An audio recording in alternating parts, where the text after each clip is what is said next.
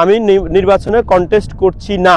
নির্বাচনে যদি আমি সেকেন্ড হই, জয়লাভ করতে না পারি, তাহলে যিনি এমপি হবেন তার সাথে আমার একটা সরকারি দল বিরোধী দলের মতো সিচুয়েশন তৈরি হবে। আমার স্বপ্ন এমপি হওয়া না, মন্ত্রী হওয়া না, নেতা হওয়া না। আমার স্বপ্ন হচ্ছে আমার মাতৃভূমি রক্ষা করা। আমার স্বপ্ন হচ্ছে এই এলাকার কোনো মানুষের পিতামাতার কবর ভাঙবে না, পৈতৃক কবর ভাঙবে না।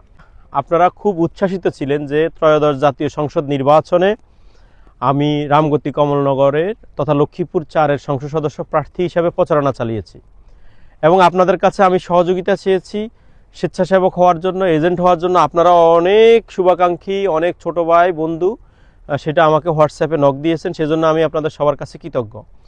কিন্তু আমি এই নির্বাচনটি করা এবং না করার মধ্যে একটি গভীর তাৎপর্য আমি বেছে নিয়েছি। সেটি হচ্ছে, আমি যদি নির্বাচন করি আর নির্বাচনে যদি আমি সেকেন্ড হই, জয়লাভ করতে না পারি, তাহলে যিনি এমপি হবেন তার সাথে আমার একটা সরকারি দল বিরোধী দলের মতো সিচুয়েশন তৈরি হবে। বাট আমার স্বপ্ন, আমি আপনাদেরকে 24-এ যখন ইলেকশন করেছি, তাও নদীবাদের স্বার্থে আমি করেছি, তখনও বলেছি আমার স্বপ্ন এমপি হওয়া না, মন্ত্রী হওয়া না, নেতা হওয়া না। আমার স্বপ্ন হচ্ছে আমার মাতৃভূমি রক্ষা করা। আমার স্বপ্ন হচ্ছে এই এলাকার কোনো মানুষের পিতামাতার কবর ভাঙবে না, পৈতৃক কবর ভাঙবে না।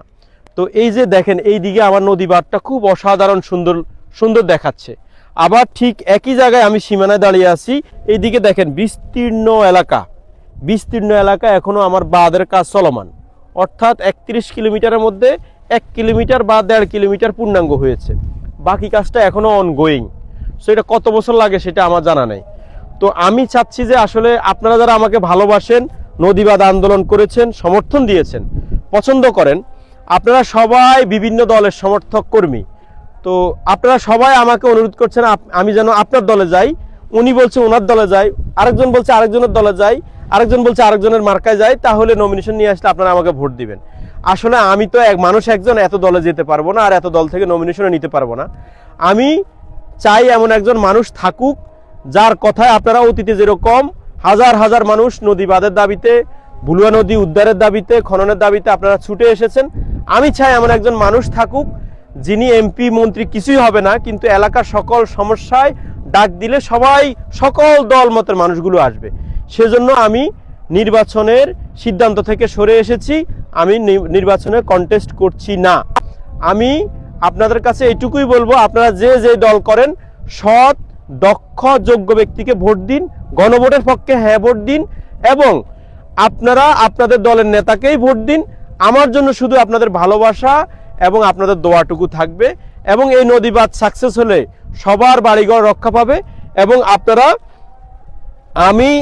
আপনাদের কাছে শুধু নিবেদন থাকবে এটা, যখন মারা যাব তখন আপনারা আমার জন্য দোয়া করবেন, সম্ভব হলে জানাজায় আসবেন। এইটুকুই আপনাদের কাছে আমার দাবি, আর এর বেশি কিছু দাবি নাই। যিনি আগামী এমপি হবেন তাকে আগাম শুভেচ্ছা জানিয়ে রাখছি।